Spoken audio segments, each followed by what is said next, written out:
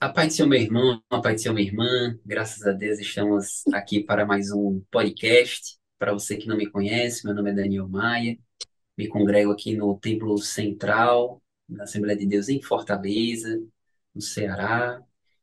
Contribuo aqui também na classe dos jovens, na escola dominical, né? E aqui ao meu lado, né, me dando o grato prazer, né, de estar aqui acompanhando o podcast, nosso querido Marco Júnior, né, que já participou algumas vezes do podcast aqui conosco. E é uma grata surpresa, meu irmão, ele estar aqui, porque ele é cantor, pregador, ele faz de tudo, viu? Então, para ele ter arranjado tempo, é um motivo de muita alegria aqui para a gente. O saúde aí com a parte do Senhor. E peço para que ele se apresente também, né, para os irmãos que não o conhecem. Amém. Pai do seu Marcos. Pai do Senhor Daniel, Pai do Senhor, meus irmãos, satisfação estar aqui nessa oportunidade. Nos congregamos aqui no Templo Central, junto com o pastor Martim, aqui em Natal, e o pastor Reinaldo. E é maravilhoso ter essa oportunidade de manifestar aos irmãos alguns assuntos pertinentes à lição, principalmente para a juventude, né? Trabalhamos com juventude também aqui, tanto em Natal como a nível de estado, junto à diretoria do DGA de Rio Grande do Norte. Então, estamos em casa. Amém, glória a Deus. E desta feita, queridos, vamos comentar lição de número 4, né, que tem como título As Bem-aventuranças do Apocalipse. Né, muito interessante. A leitura bíblica se encontra ali, capítulo 1, versículo 3, que diz: Bem-aventurado aquele que lê e os que ouvem as palavras dessa profecia e guardam as coisas que nela estão escritas, porque o tempo está próximo. Né? Uma lição aqui muito interessante e muito relevante, notadamente porque quando a gente pensa em bem-aventuranças, nosso cérebro liga logo ali para Mateus, né? Capítulo 5, aquelas bem-aventuranças ali de Jesus. A gente não para pensar, né, que Apocalipse tem muitas bem-aventuranças, né? E esse é o objeto justamente da nossa lição. Recomendamos, né, como a gente sempre faz, que o professor faça a leitura, né, com seus alunos, de preferência de forma alternada, né, para dar eles essa chance de participação. E o tópico de número primeiro, queridos, tem como título Um Livro de Boas Notícias, né? Como já falamos aqui, Apocalipse, e como será estudado ao longo da revista, Apocalipse é um livro que não é tão fácil interpretação assim, né? Ele mexe com muitas figuras, é preciso realmente estudar o significado de cada uma delas, mas essa lição, vamos dizer assim, ela é mais clara, né? Por assim dizer, porque ela fala de bem-aventuranças. E, de fato, tem muitas bem-aventuranças em Apocalipse, viu? Eu confesso até aos irmãos que eu não sabia que tinha tantas antes de estudar Pois é. essa lição, né? Mas tem bastante bem-aventuranças. E o tópico de número 1 fala sobre esse livro de boas notícias. E eu acredito que os irmãos, né, sempre já ouviram falar de ideias de que o livro de Apocalipse é um livro que só fala sobre tragédia, é um livro que fala sobre o fim do mundo, né? As pessoas geralmente fazem, né, um certo terrorismo, né, Marcos, esse livro do Apocalipse. Ah, Antigamente, antigamente os adolescentes tinham medo de ler o livro de eu tinha medo, né? Apocalipse. Quando a pessoa fala Apocalipse, já É, fala, muita medo. ixi, né? Aquela surpresa. Mas o certo é que para nós que somos salvos, é um livro de boas novas, né? É um livro que fala sobre a redenção final do ser humano e, e por isso que a gente tem que ter essa boa perspectiva a respeito do livro, né? Eu lembro até que um certo pregador, uma frase Poderia bem até conhecida, adicionar, sim, viu, pode Daniel? falar. Poderia até adicionar que o livro de Apocalipse, ele não só é um livro que traz uma revelação futurística, mas nos trazem princípios. O livro de Apocalipse nos traz princípios de como nós devemos viver e aguardar os momentos que ocorrerão no futuro. Ele nos posiciona, tanto que as bem-aventuranças que Jesus falou lá em Mateus, elas posicionam o crente do ponto de vista na convivência com o mundo, com as coisas que estão aqui no nosso nível de vivência, de dia a dia. Já o livro de Apocalipse, não diferente de Jesus, mas ele já tem um ponto de vista um pouco mais à frente.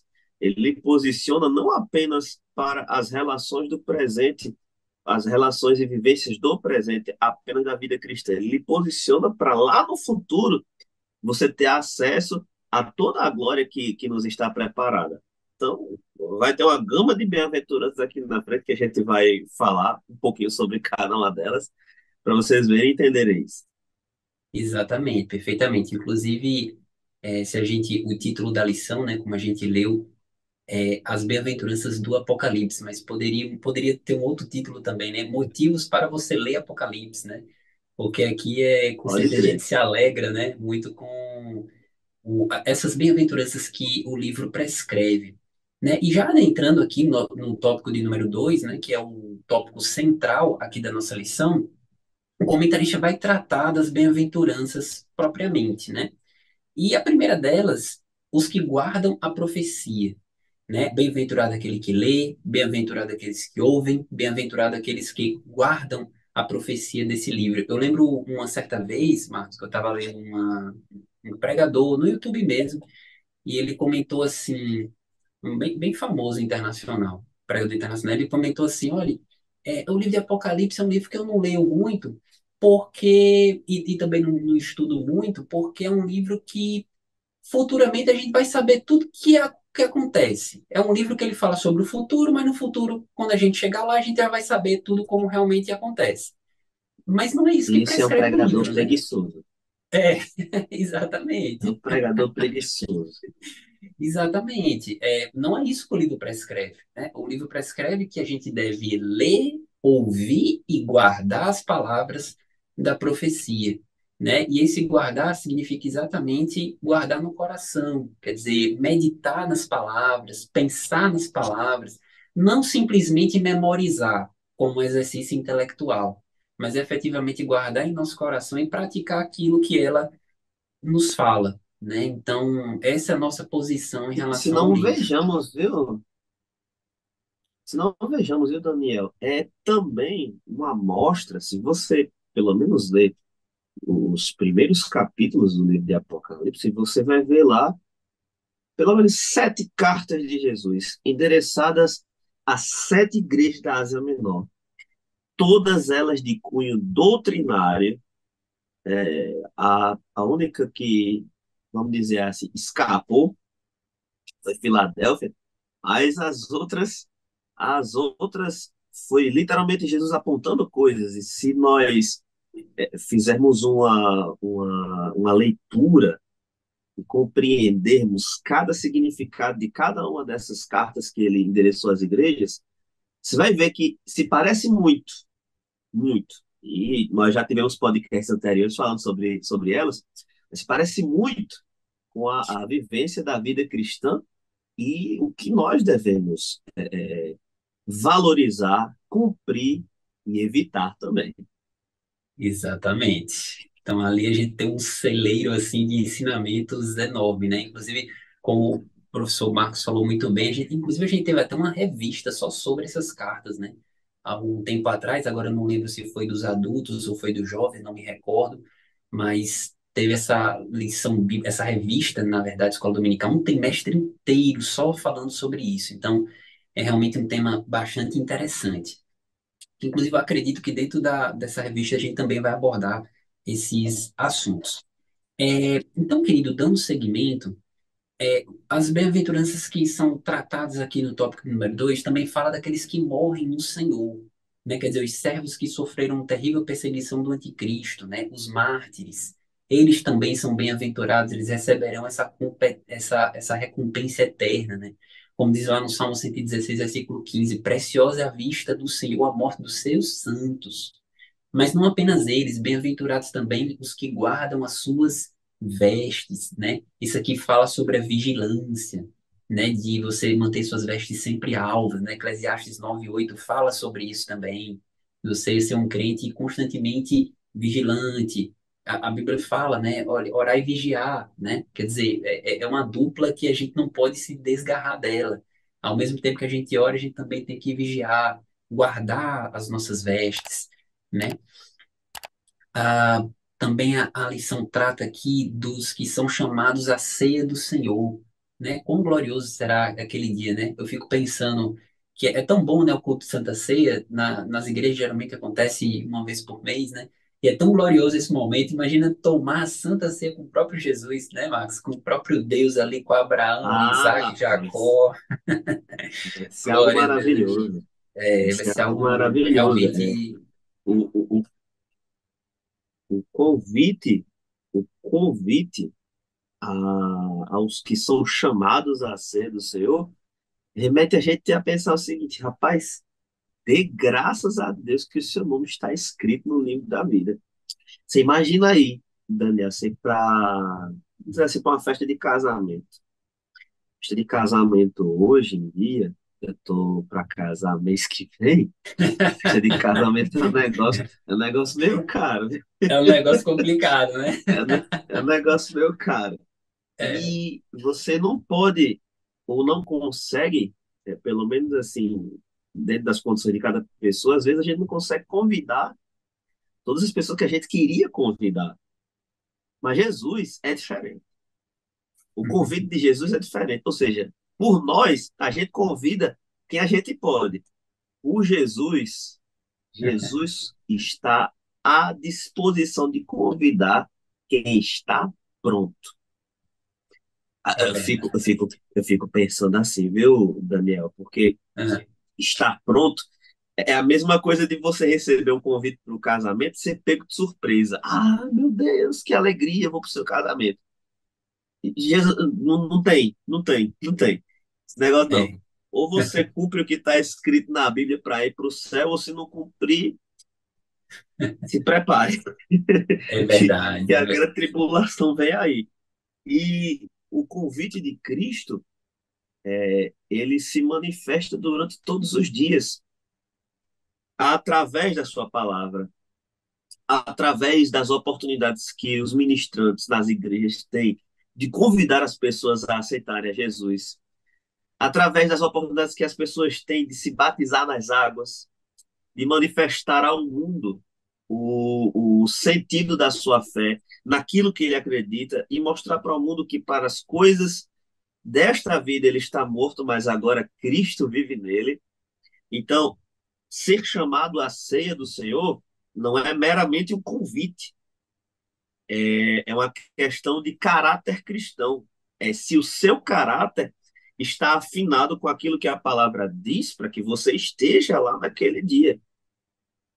O apóstolo Paulo, quando escreve aos Coríntios, no capítulo 1 Coríntios, capítulo 11, ele coloca lá algumas das características sobre as pessoas que devem participar da ceia do Senhor aqui na Terra, mas se nós pegarmos isso e transferirmos para a eternidade, olha só, o apóstolo Paulo fala que quem come e bebe indignamente, come e bebe para a sua própria condenação, não discernindo o corpo do Senhor. Ou seja, está praticando algo aqui na terra que vai te tirar da eternidade. Entendeu? Logo, você pode até participar da ceia aqui na terra, sendo hipócrita, mentiroso, fazendo tudo que não presta. Não é isso que Jesus quer. Mas, como existem pessoas e pessoas dentro da igreja, ocasionalmente pode acontecer. Porque está escrito, está prescrito. O apóstolo Paulo disse a Timóteo, nos últimos dias sobrevirão tempos trabalhosos. Trabalhosos. Isso pode acontecer, mas você pode deixar o fingimento de lado e seguir a verdade. Professor, você pode fazer esse contraponto com essa questão do chamamento a ser do Senhor, tanto no presente como preparação para a eternidade. Ou seja, tu está praticando realmente uma atitude de noivo do Cordeiro que vai querer estar na ceia do Senhor, nas bodas do Cordeiro, entendeu? Então, são esses detalhes. Felizes são aqueles que guardam suas vidas, como já foi dito aqui, aqueles que guardam, que ouvem, que leem, aqueles que guardam suas vestes, porque estes que guardam, se preservam, estarão todos na ceia do Senhor, nas bodas do Cordeiro. Amém, glória a Deus. E, inclusive, o Marcos estava comentando e eu lembrando daquela parábola, né, do rei que começou a chamar convidados, né, e alguns diziam, não, eu vou ter um casamento acolá, não, eu tenho que cuidar dos meus bois, não, eu tenho que fazer isso ou aquilo, né, quantas pessoas não rejeitam, né, o convite de Cristo para seguir seus próprios ideais, seus próprios propósitos, né, e uma outra parábola, inclusive também tratando sobre essa questão da festa, né, tinha um convidado lá que não estava com as vestes reais. E o rei olhou para ele e falou: Moço, meu amigo, o que é que você está fazendo aqui? Você não está com as vestes. Né? E a Bíblia diz que ele vai ser lançado ali para as trevas exteriores. Então, é tempo de aceitar o convite do Senhor. Né? Então, professor, dê esse alerta aí para seus alunos. Né? Isso também fala da urgência da evangelização. Também é um tema que pode ser abordado se tiver tempo para professor ou professora falar em sala de aula. Né? E vamos dar seguimento aqui. O tópico do número 3 fala: felizes os que experimentam, os que não experimentarão a segunda morte. Né? Um tópico bem reduzido aqui, mas em síntese trata, queridos, de a segunda morte seria justamente a morte espiritual. Né? A primeira morte seria a morte física, a segunda morte seria a morte espiritual. Quando o comentarista ele trata desse tópico, ele fala dos crentes que morreram durante a grande tribulação, né? Fala dos 144 mil judeus convertidos da tribo de Israel, dos testemunhos mártires mortos por amor de Deus, da palavra de Deus, e a grande multidão dos remidos pelo sangue do Cordeiro, né? E trata também que a igreja genuína, aquela que foi arrebatada lá no início, né, não vai participar dessa grande tribulação. É assim que nós cremos, né? Nós sabemos que existem algumas correntes teológicas que dizem que os crentes vão passar pela grande tribulação, mas nós acreditamos que não, né? Não cabe aqui nos limites estreitos e limitados aqui do podcast a gente falar sobre cada uma dessas correntes, mas a Bíblia nos mostra a robustas provas e indícios de que nós não passaremos pela grande tribulação. E antes de passar para o tópico número 4, Marcos quer comentar alguma coisa sobre o tópico número 3? Na verdade, é só reavaliar que Sim, essa questão do pré-tribulacionismo precisa ser bem trabalhada pelos professores na sala de aula. É um assunto que está em voga hoje, tanto nas igrejas como nas escolas dominicais. Então, o professor se prepare bastante para, assim como a Bíblia, você comprovar para os seus alunos, nossa igreja é uma igreja pré-tribulacionista, o que significa que nós cremos, através da palavra de Deus, em todos os versículos que embasam essa crença de que a igreja não passará pela grande tribulação.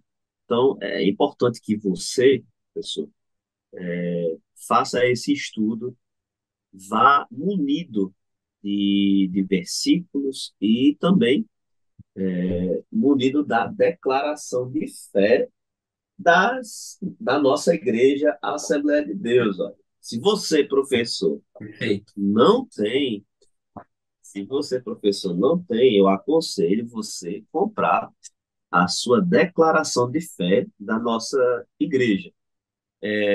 Esse aqui é uma versão capa dura, é uma versão mais cara, mas existem outras versões, a brochura também.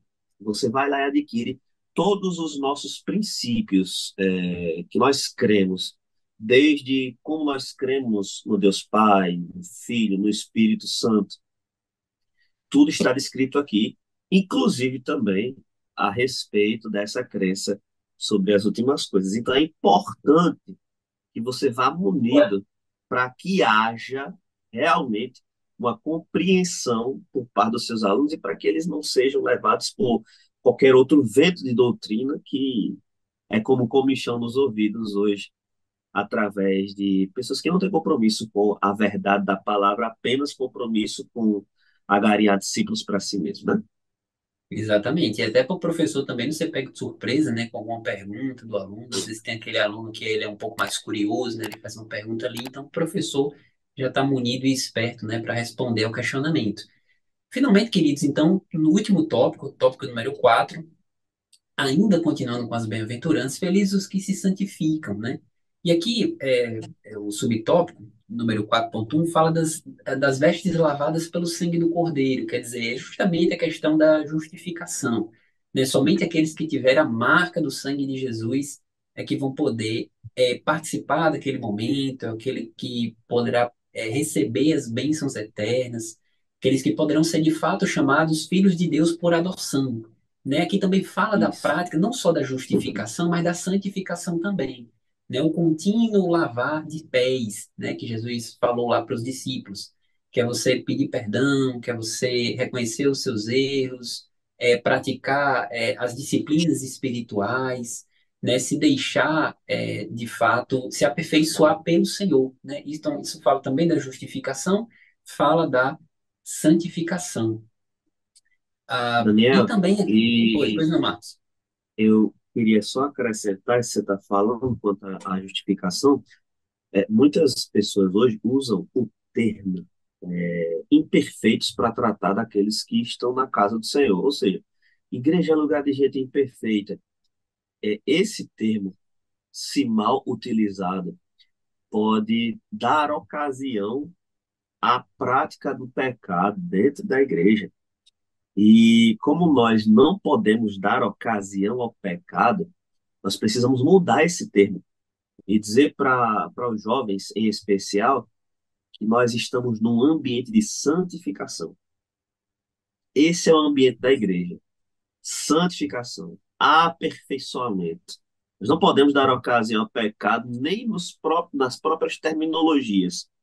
Precisamos dizer para os jovens que eles estão em processo de santificação, ou seja, se você santifica, você pode até ter algum pensamento, jovem. Você que está assistindo, jovem, você está assistindo, você pode dizer isso. Você pode ter algum pensamento que não seja pertinente à palavra do Senhor. Porém, pelo processo de santificação que você vai viver na sua vida, agora você não dá ocasião a esse pensamento, porque você foca.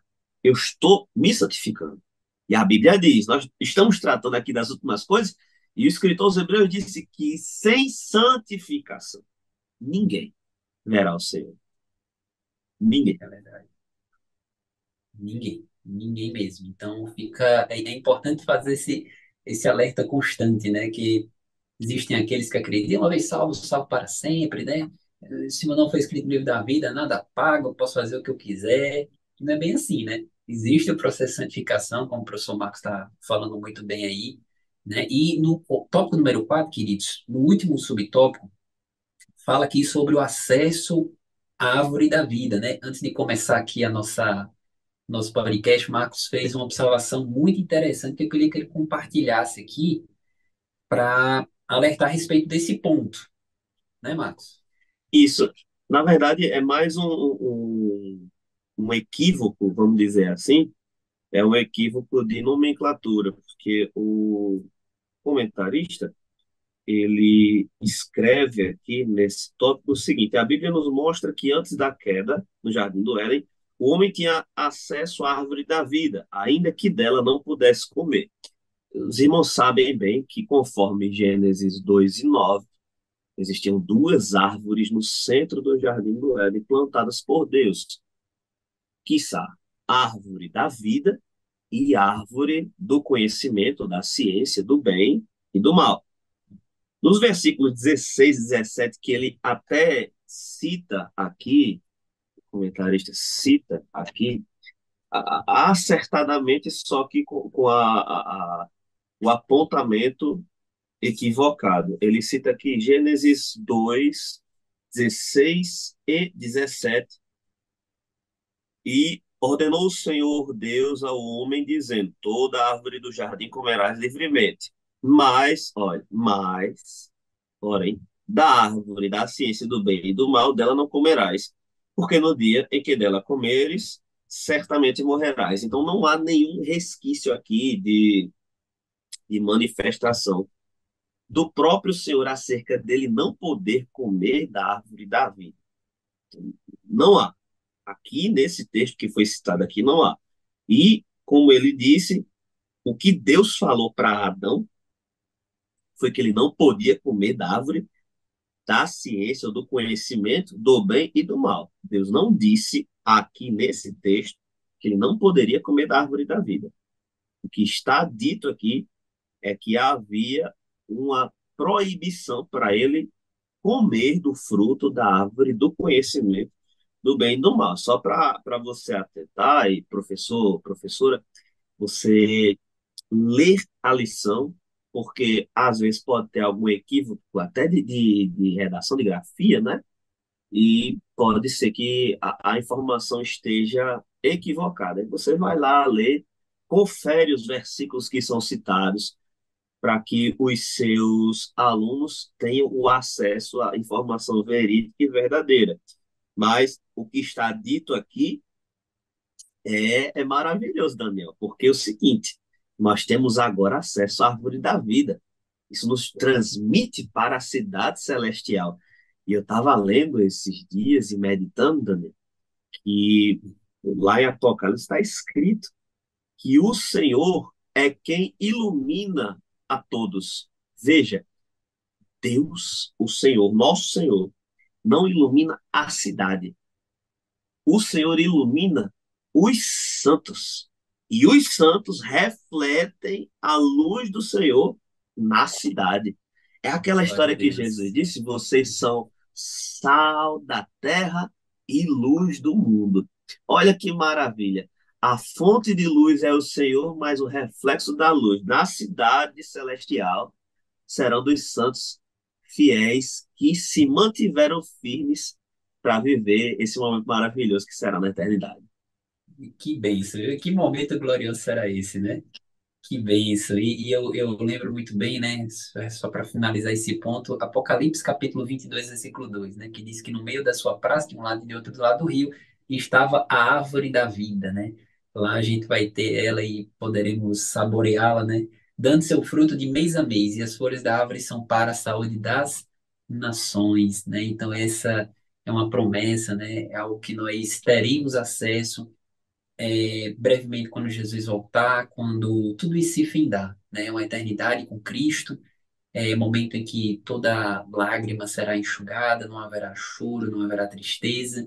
E essa é uma bem-aventurança, queridos, que nós temos a esperança, né? Então, com base nisso, né, aqui só para finalizar, em conclusão, como bem ressaltou aqui o comentarista, o padrão de felicidade que devemos buscar é muito diferente do que o mundo apregoa, né? E essa felicidade é poder viver e morrer no Senhor, alegrando-se perpetuamente em sua salvação, né? Então, essa lição número 4 fala, acima de tudo, sobre a salvação, que a gente possa valorizar, né? Como o professor Marcos muito bem falou aqui logo no início, que a gente possa valorizar o fato de termos o nosso nome escrito no livro da vida, né? Algo que a gente deve se alegrar, algo que a gente deve colocar para a lembrança, né? A palavra do Senhor nos diz que a gente deve trazer à memória aquilo que nos traz esperança, que a gente possa trazer, né? Aproveitar essa lição para trazer isso para o nosso aluno, que há uma eternidade, há um rio da vida esperando por nós, né? Quando o Senhor brevemente voltar.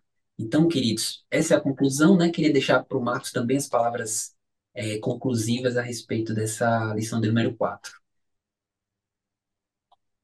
Queridos, de antemão foi uma satisfação estar aqui com o professor Daniel, comentando essa lição. Não sabemos de tudo, mas dentro daquilo que o Senhor, através dessa lição, tem ministrado ao nosso coração, nós temos falado a vocês. Mas o ponto em questão é que nós devemos apontar os nossos corações para a esperança da vida eterna e viver, pelo menos nesta vida, conforme a vontade do Senhor.